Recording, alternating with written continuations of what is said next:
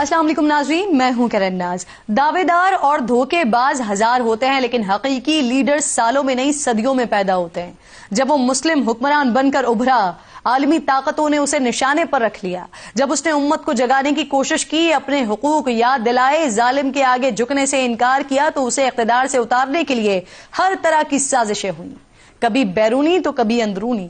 مگر لیڈر وہی ہے جو حق بات کہہ کر اس پر ڈٹ جائے، چاہے اس کے بدلے اسے اپنی جان ہی کیوں نہ گوانی پڑ جائے۔ اور کچھ ایسا ہی ہوا۔ پیسوں اور اقتدار کی لالچ میں چند مفاد پرست عالمی طاقتوں کی غلامی قبول کر کے غداری کے مرتکب ہوئے۔ ایک نڈر اور بہادر لیڈر کو موت کی نیند سلانے کا پلان بنایا گیا۔ اس بہادر لیڈر کا قصور صرف اتنا تھا کہ وہ اپنی ریاست کو آزاد رکھنا چاہتا تھا۔ وہ کسی سے ڈکٹیشن لینے کو تیار نہیں تھا۔ اس نے دنیا کی سپر پاور کے آگے سر جھکانے سے انکار کر دیا تھا۔ اسے مار دینے کے پیغامات بھی پہنچائے گئے لیکن وہ ڈرا نہیں۔ یہاں تک کہ پلان بنانے والے ایگزیکیوٹ بھی کر چکے لیکن وہ جھکا نہیں۔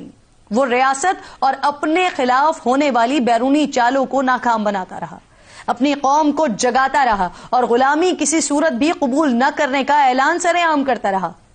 رفتہ رفتہ اس کا نعرہ عوام میں مقبول ہوتا چلا گیا۔ دیکھتے ہی دیکھتے اس کی ہمت اور جرأت کی کہانیاں سارے زمانے میں گونجنے لگیں۔ شاید وہ اس سے پہلے کبھی اتنا مقبول نہیں تھا جتنا دشمن کی سازش اور اندرونی غداری نے اسے کر دیا تھا۔